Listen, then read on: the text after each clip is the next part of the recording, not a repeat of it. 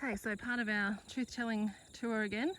This is just a little valley or gully off of Nungar Creek Fire Trail, and as you can see there's some man-made fencing put in here, which is brought in by either four-wheel drive on those tracks, the management tracks, and or helicoptered in. And I have, on good faith here, noticed from some university researchers that there's a very healthy population of broad-toothed rats and also corroboree frogs in these fenced off areas. As you can see, it's solar powered and electric fencing. And in the middle there, we'll go across there shortly, is a single crossing, which the horses use now, the brumbies, the wild brumbies use, horse riders use, and walkers and fishermen use. So again, if the brumbies who have been here for over 200 years actually killed the wildlife, then there'd be no wildlife here to see or to bother fencing off for.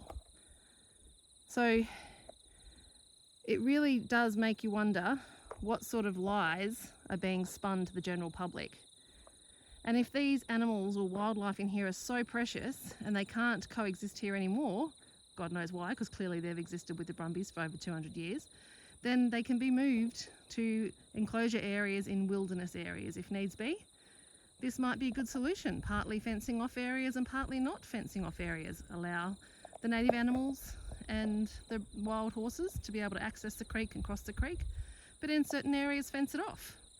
I mean, it's not a pretty sight, but if it's a compromise and it works for both the wildlife and the wild horses, then maybe we are looking at a really good solution right here.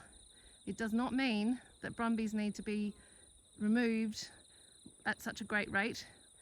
It means that we can easily have 3,000 retained in the 32% of the retention zone, 32% of the park in retention zones, because this is one way of balancing the environment if needs be, and it seems to be working all right, apart from being an eyesore.